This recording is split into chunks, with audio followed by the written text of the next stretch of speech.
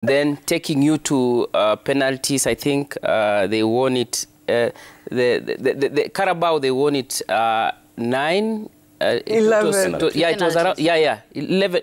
He was stretched to the limit. He really struggled. And I don't think Klopp is coming in stronger next season because Mane has decided I'm leaving. Yeah. Salah, I told you his form is not top form as compared to last season. And I think going forward, I can smell, as Arocho usually says, he's the chief musologist, but I can smell for him that Liverpool next season, they will be in real trouble. But Arocho, Salah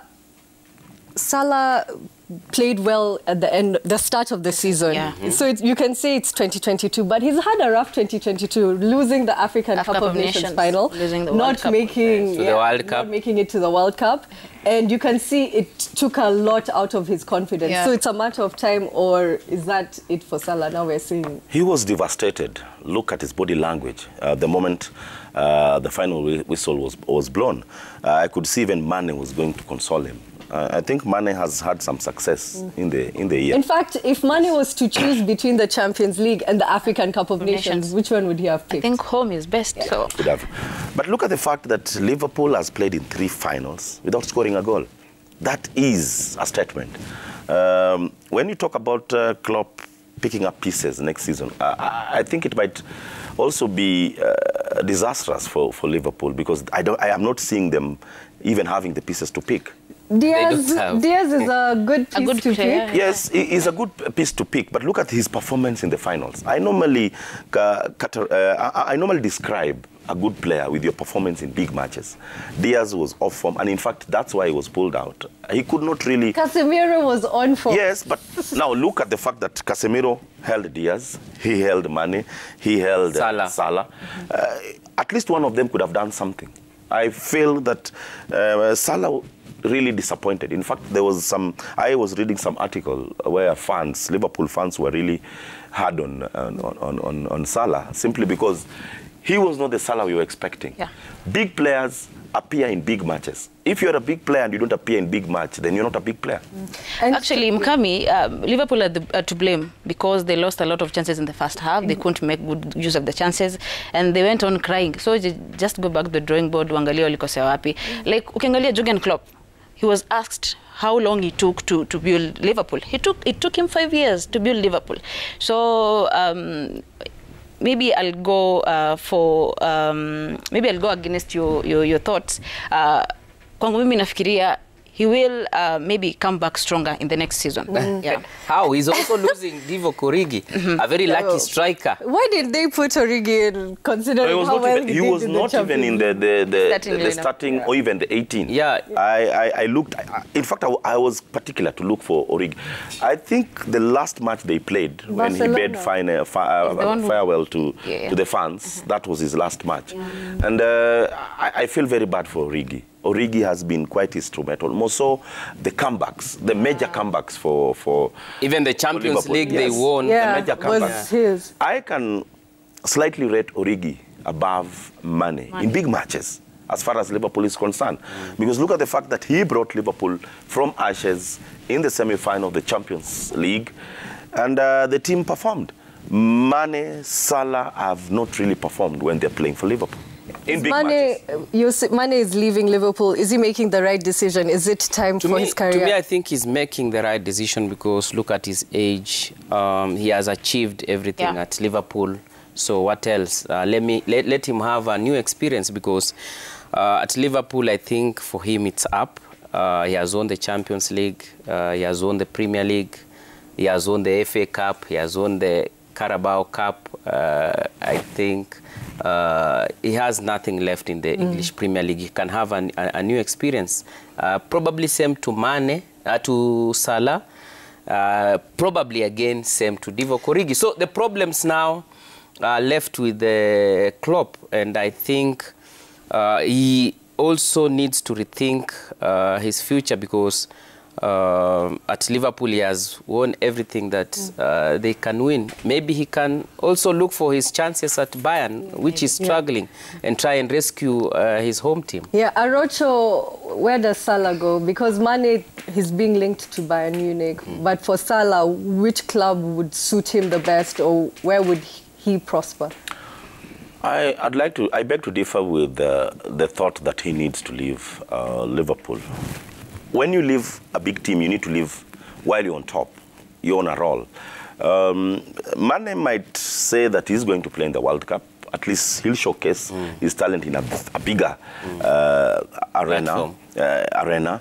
But I think Salah should stick to Liverpool for at least another season to show his prowess. Look at it from the flip side. Age factor. Well, age is a factor, is a number for me. Look at the flip side. Happy. Look at Karim Benzema. If Karim Benzema left Madrid 2-3 years ago, he could have not been the Karim Benzema we are seeing now. But if Karim Benzema can leave Real Madrid at this particular moment, one, he'll go with a very big value, confident. As far as confidence is concerned, he'll go. Because he carried the team. Yes, he carried the team. It wasn't Ronaldo. His goal was disallowed. You know, people are forgetting that Karim Benzema did not play in the World Cup, the previous World Cup. Yes. In this World Cup, you like it or not, Karim Benzema will be there. You like it or not, he'll be on the podium for Ballon d'Or. So I suggest that when you're leaving a big club, you need to leave with a bang so that your value can be up there. And thoughts for you, Salah, what options does he have if he were to leave Liverpool? Like, what club would suit him? Actually, for Salah, he lost the Africa Cup of Nations in the finals. He's not going to play in the World Cup. For me, ningefikiria back in Liverpool, try to build himself and get to collect himself, come back stronger maybe for next season. I would think he should leave for Barcelona. For Barcelona? Salah is that kind of player that would really fit in that Barcelona formation. Because at the moment, Liverpool without Mane, I think Salah would really struggle and he would really be exposed, because the combination between Mane and Salah is what Liverpool has been riding on for a very long time. Minus Mane, I think Salah will struggle, and collectively Liverpool will struggle. So to me, I don't know what strategies Klopp has, because Ruben Dias has brought in some flair. I remember the matches towards the end of the Premier League. He really carried Liverpool in as much as they counted for nothing, the results at the end of the day, because Manchester City could not drop points. So I think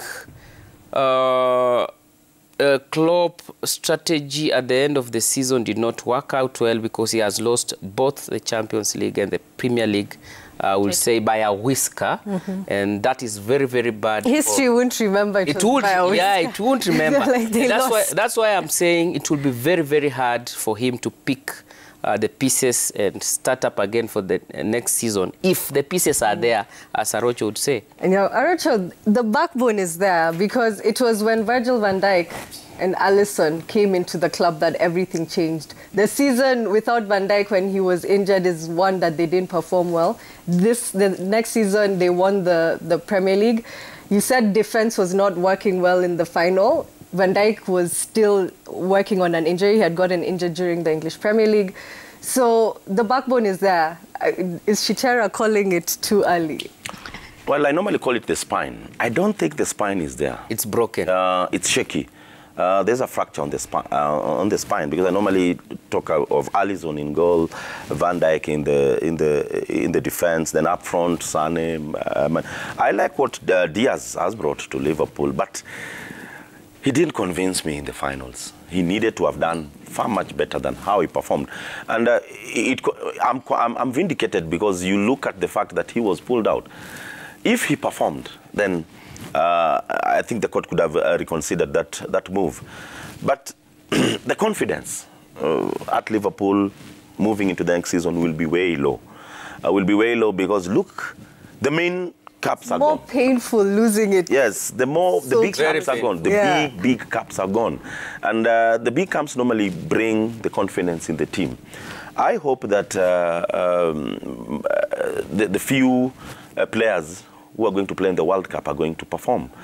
Because even the World Cup now, everybody is now going to, well, there's a season coming in some few months before we play the World Cup, but the entire attention will not be in the league. 5 billion people will be watching this World Cup. That's what FIFA had said. So you can imagine. Yes, that is where the big stage is going. So it's an advice, it's a challenge to the likes of Sadio Mane. You have to perform in the big stage. And once again, I'm saying it, a big player must perform in a big stage. Yep. And so let's move on now to the Kenyan Premier League. We'll find out what Liverpool's future is to hold. Tots, I want to put you on the spot. Okay. Which team do you support in Kenya? In Kenya? Yeah. Oh. Wazito FC. Wazito FC. Yeah. Now that's interesting. There's AFC Leopards. There's KCB. KCB. Oh, Moto Sindwendo. and Wazito FC. How are you finding the league going so far? You know, Gor Mahia won this weekend 3-2 against City Stars. Like, what's your feeling with the whole also transition committee? I've had these guys talk for so long, so it's good to hear a new opinion. I think the title is unpredictable. We don't know who's going to win the title because it's very tight, and we don't know the teams that are going to get relegated. Look at the Kenya Premier League.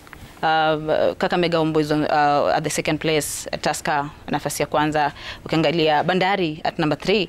It's very competitive, and you lose your chances, then you're out. So it's very competitive, and Kakamega Homeboyz have lost it already, and Gor Mahia is coming up well, Bandari is coming up well, and but I'm seeing Tusker retaining the title this season.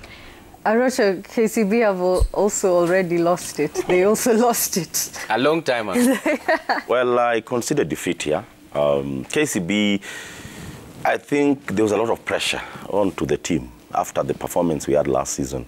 Everybody was expecting KCB to push it a notch higher, and of course, a notch higher was to get the league. We lost over the weekend against Nzoia. I expected that loss. That pitch in Kandui, it's not easy to pick a point. That is a story for another day. But I'm so touched with how Kakamega Homeboyz are performing. I feel for the players, because one particular moment you're leading with 12 points or so, then now it's been narrowed, and of course they're now second on the log. Kudos to Tusker. There's one thing I like about Matano. You can say a lot of stuff about him, but Matano is a performer. Football or any other thing is about performance. He was down number 14 at a given time. He was number 14. Yeah. And in fact, there was rumors that Matano was going to lose his job at Tusker. But at the moment, he's the guy to beat. Gor Mahia picked a good win against City Stars, though I feel so bad for City Stars players. Somebody invaded their dressing room and picked phones, and you know, it is something that is totally unheard of.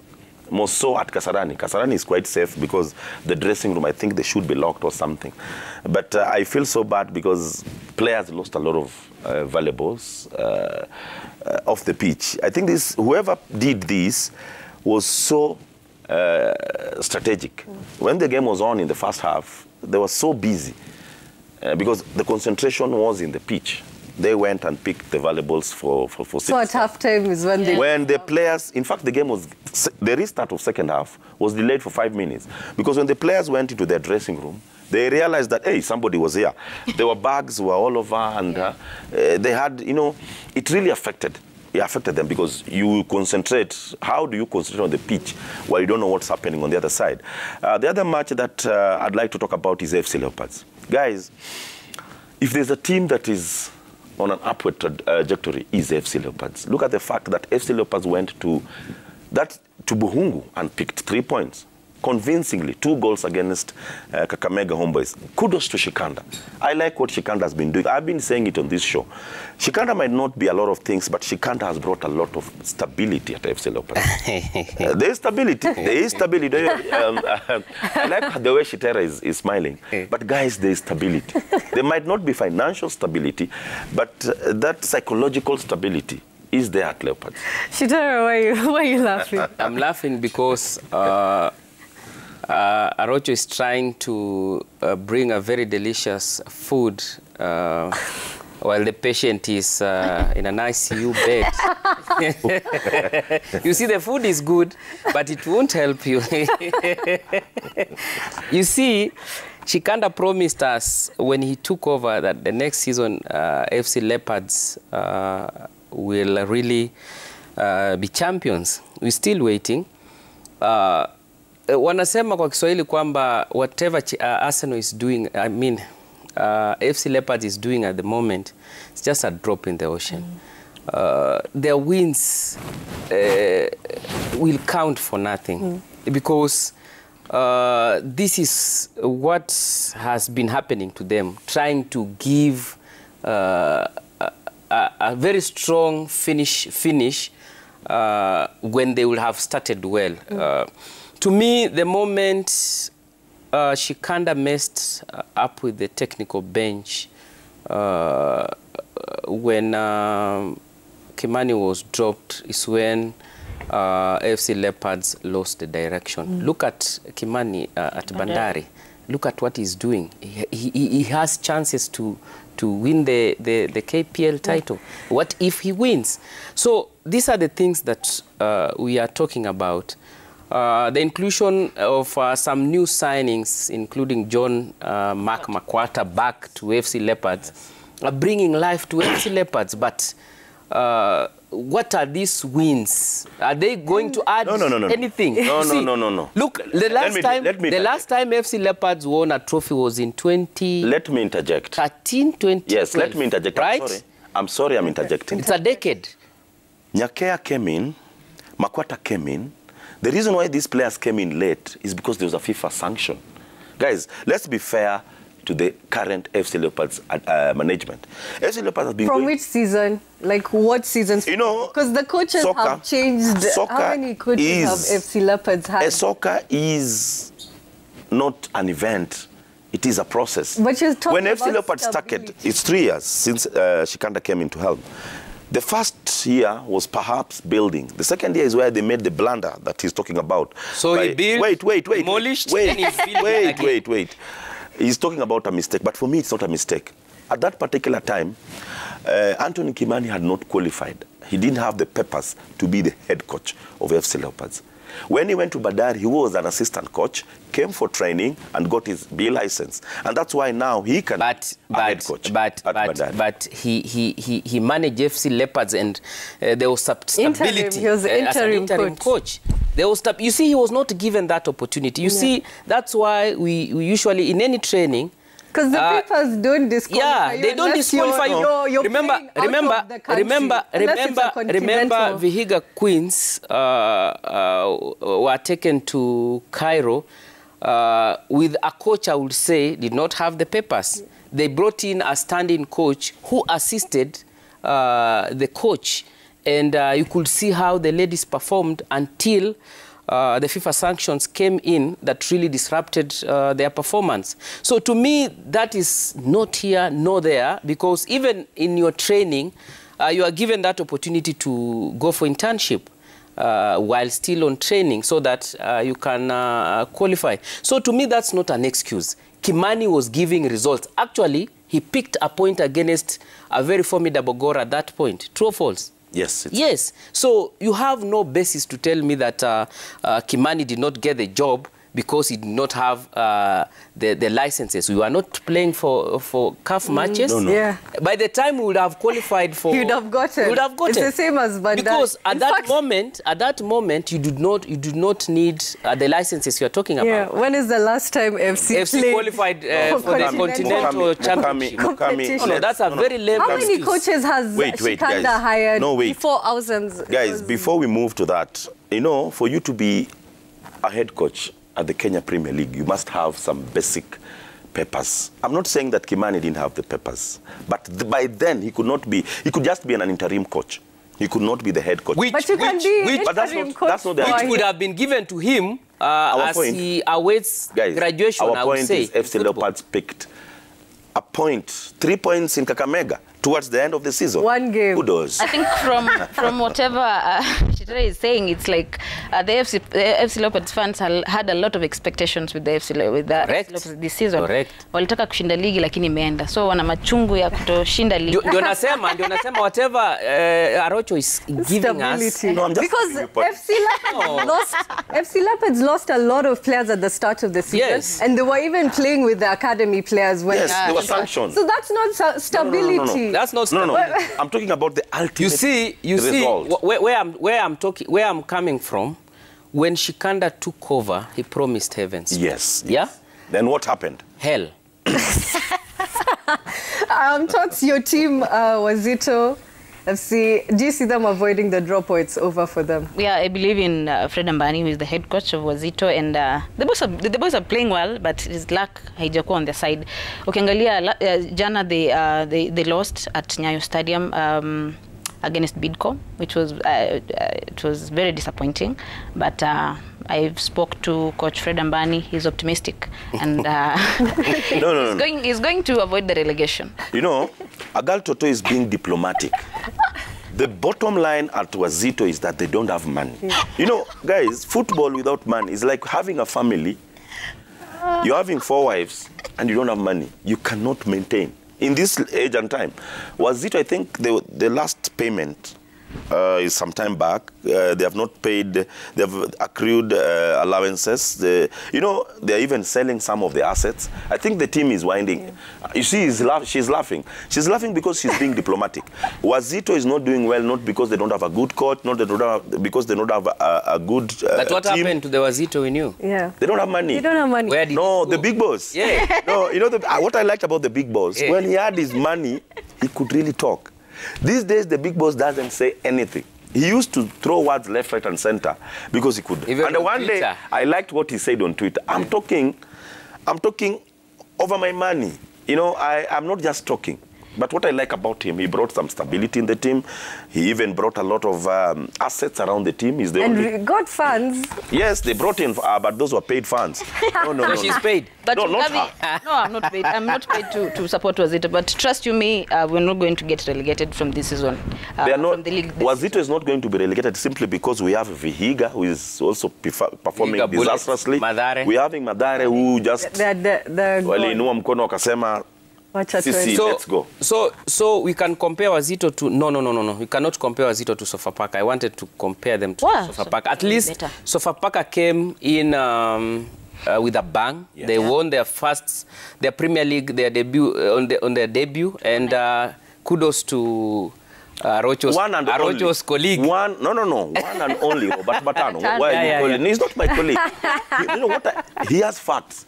No. You know, you put it... No. It's because you associate with very successful people. No, me. Then that one is better. Batano is the Kenyan Pep. Yes. No, it's the Kenyan Mourinho. He does his stuff. Mourinho, yeah. He might have a lot of things. You can say a lot of things about Matano. But results, you cannot talk negative about Rabatano as far as results are concerned. Arocha, I want to stick with you because we're now moving on to rugby. It's been a tough week for KCB. Well, I've been saying something on this show that the entire sports fraternity at the bank, something is being done. I think there's some revamping that is being done. You look at KCB performance in the Christie Sevens. It just sums up what the season has been. I like the fact that Raburu is not there today. It's only Shitera who is here, who might take me on. But once again, I'm saying it on this show. The sports fraternity at KCB as a bank needs to be rechecked. That one is our performance in soccer, our performance in rugby, and generally the sports. But you're performing well in volleyball. Yes, we did well. I think we won against Prisons in the African... So you're on to the semi. Yes, but 2 against 1. I think it's 2/3 doing bad, and at least there's a glimpse of hope on volleyball. Toto, was this win really surprising considering Strathmore Leos really pushed them also in the Kabeberi Sevens? Is it that surprising that they beat KCB this time? It's not surprising because it's Nikama to football. If you don't use your chances that you get, you will blame yourself at the end of the day. So I'm not surprised that they lost in this game. And maybe, like Arosha said, maybe they go back to the drawing board and try to find out where they went wrong. And I know they'll come up well the next season. Shtara, another team that really lost this weekend, we have to mention them, Shujaa Sevens. I think they lost every single game. I think in the London Sevens. Yeah, I think in every transition you would expect such, because the new coach probably has not identified his key and strong men. Let us give him time. Let's not be like KCB, who after losing games, they start baying for the coach's blood. You see, and I keep on telling and advising so many people in football, including Arsenal fans, before you sack your coach, look at the whole structure and try and do a diagnosis, because when you lose, it should not be the coach. So at this point, I'm also saying that Shujaa should keep faith in their new coach and try and support him, because he will bring something definitely at the end of the day. He's an experienced coach. Probably he has not found his footing. Yeah, Arocho, there are a lot of positives to pick in the performance. South Africa, Kenya lost 24-21, which I think is one of the closest defeats we've ever had to a team that actually has scored the most goals, the most points ever against Kenya, the most tries. Well, I'd want to look at it as a positive. For me, a loss is a loss. I watched one of the matches when I think we were playing the second match, and I didn't like the way we were handling the ball. We were dropping most of our balls, and that was our main undoing. The Kenya Rugby 7, I think the transition, I'll echo what Shitera has said. I think the transition, and we don't really know how to handle transitions. I think we should, I don't know what we should do as far as, not only on the rugby pitch. Transition has not been our cup of tea as far as sports is concerned in this country. When we bring in a new coach, when we bring in new players, it brings us disaster. Currently, we're having a new coach in the Rugby Sevens. I think this was the second tournament. Yes, this is his second tournament. But, you know, he needs also to... And ultimately, what I'm saying is we have to handle transition well. I think... if it's not about the new coach, the foreign coach, we should also be having assistant coaches who understand the players and transit to the next management. Even the current coach is a very experienced coach in as far as rugby is concerned. He has coached all those big names. But again, as she says, look at the facilities where these guys are training.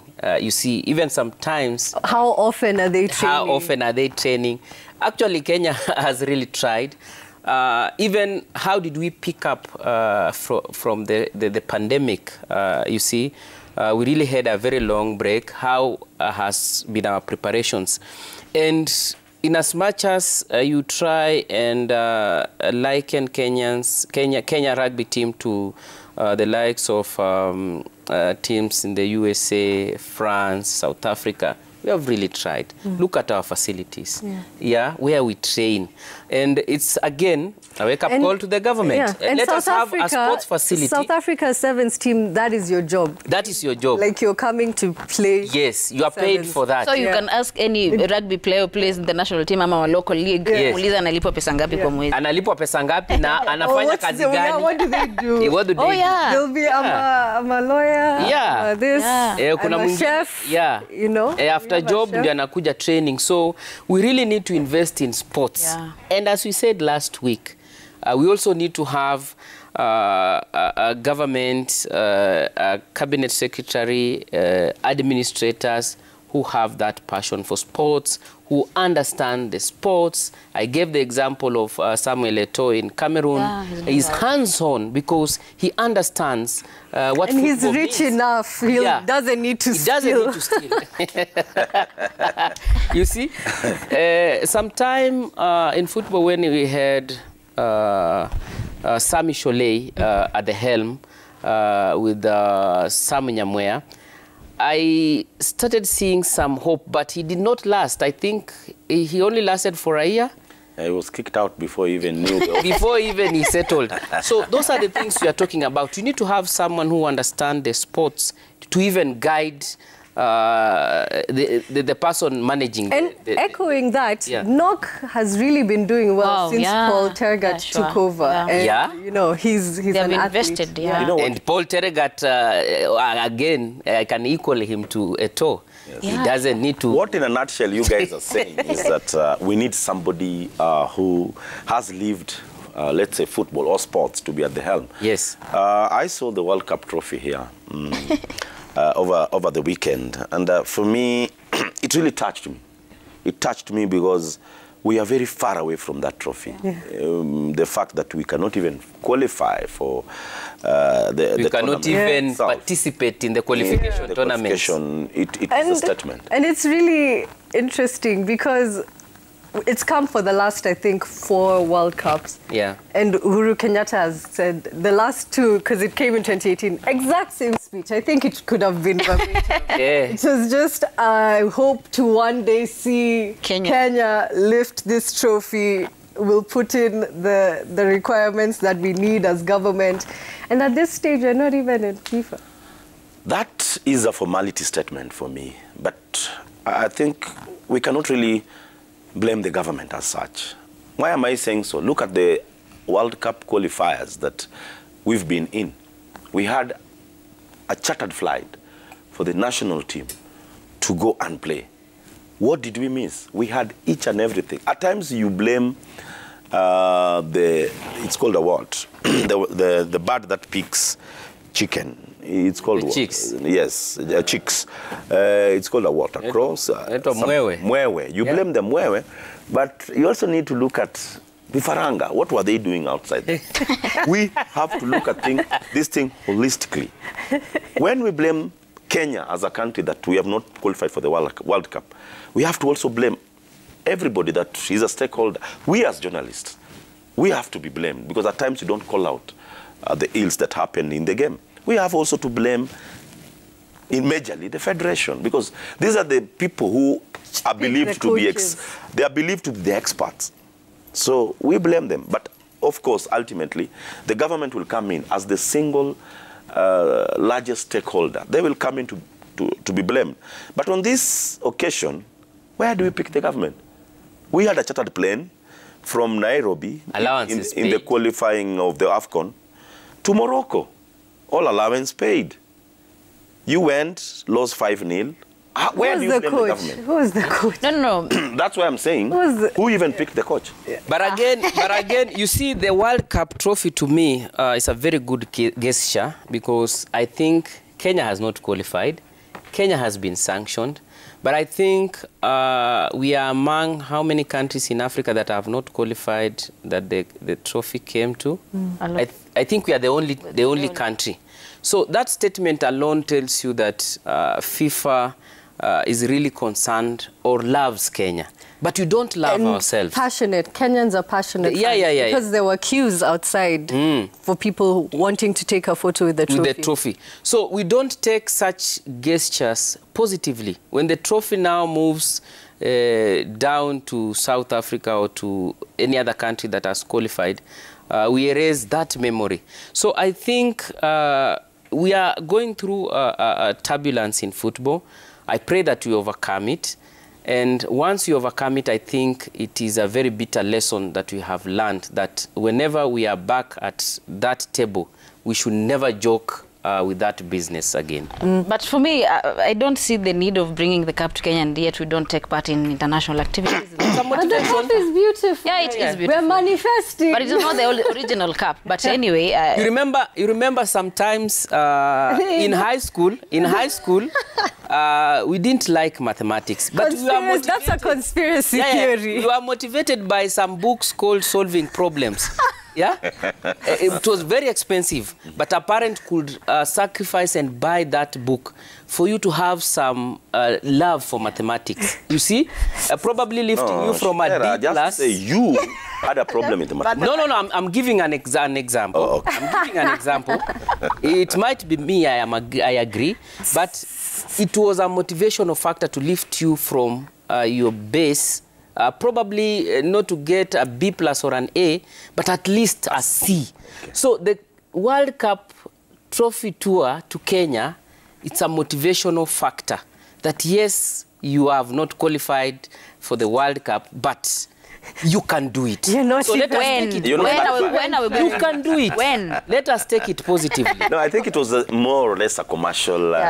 It came in with the commercial values. Even the commercial, the marketers, they know there is something in Kenya, but we are not doing it right. It's a hub. Yeah. Don't forget that it's a hub. Kenya is a hub in this region. So when they are doing their strategic planning, more so the commercial part of the game, they look at Kenya as a strategic place.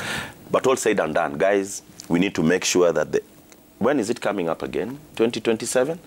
World Cup? Yes, 2026. The World Cup after 4 years? Yes, 26. In Mexico, USA. We need to plan. Canada. Not by such stalemates that we are having, but we need to sober up and respect each other. Mukami, the word here is respect. The government must respect the federation must respect the government, the federation must respect journalists must respect the federation, the government. It's a web. But when one of the holders of the web feels that they are more important than the other one, then we'll crumple once again. Yeah, and I've just gotten a message from Jaro Soldier. He's saying he would one day like to kupeperusha. Have I said it correctly? Yes. Peperusha Bendera. The Kenyan flag in the World Cup. Imagine. One thing I've said. How old is Jaro Soldier? Jaro Soldier, so you are calculating if... we can make it in 2026. No, I feel the same way. You know, since I attended the first World Cup in South Africa, let's not lie to ourselves. Mukami, let's not lie to ourselves and our viewers. Look at Germany. It took Germany, a powerhouse, 12 years to win the World Cup. You know, you make a plan, you plan. It is not just waking up and say, okay, we are going to the World Cup. It took Germans 12 years to pick Götze from when he was about 11, 12 years, to when Götze scored the goal for the World Cup. So guys, let's not lie to each other. The formation must be done. And if it took Germans 12 years, it might take us 20. No. Because even our infrastructure in itself, Shetera, you normally talk about the stadiums. We don't even have the infrastructure. But you see, I gave an example. We won the Singapore Sevens with the same infrastructure. So let us not also... in as much as I'm explaining about rugby. Yes, rugby. Okay. In as much as we don't have the infrastructure, as you said, Kifaranga is blame mwewe. Let us also work with the little that we have. Look at very many successful people in this country. They tell you and give you their backgrounds. Walisoma inaitwa mguchuma. Some others walikuwa na ngara vizuri, viatu, wanaenda shule. So, in as much as we want to blame the infrastructure, which I do, but what are we doing with whatever we have? And even Peru, in South America, they qualified for the first World Cup in Russia. And, you know, sometimes there's that perfect storm. Yeah. Once you have people who are passionate, let's at least see what can happen. I think Kenyans, the closest we ever came to qualifying was in 1998, when the late Reinhard Fabisch was the head coach.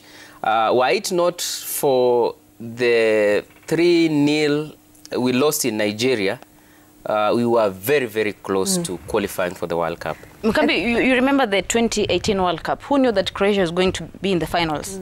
Modric being there as the captain, and no one knew that that Croatia will be in the finals. And maybe it will take us time to maybe play in the World Cup. Like the Africa Cup of Nations, we're not there. We're not going even to play in the qualifiers.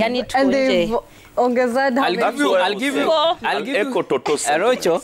If you cannot qualify for class 4, surely, how do you expect? Arocho, I'll give you some hope. Unfortunately, no, there's no hope. Unfortunately, I was in Comoros, guys. It really pains me. I was in Comoros. Okay. 27. A good example. Comoros has only 2 hotels. It has 1 road. Comoros is playing in the AFCON. But Kenya all the players are foreign, have come from other countries. I think the time is up. But before we leave, I have to still give a shout out. Our very own Angela Okutoyi is currently taking place in the French Open. Yesterday, she surpassed the first round. She beat Belgian Amélie Van Impe 7-6, 6-4. She's moving on to the second round. We're cheering her on. She did the same thing in the Australian Open. That's something good to look forward to, something Kenya is doing well in the international stage. So Okutoyi, wherever you are, good luck. She's another Omanyala in the making. Exactly. She's venturing something that Kenyans are not. Very young as well. Very young as well. So good luck to you, Angela Okutoyi. Thank you guys for coming. Toto, karibu. Welcome back again. This has been a really good show. Thank you guys for watching. That's it from us here at Sporty Monday. We'll be back next week. Same time, same place.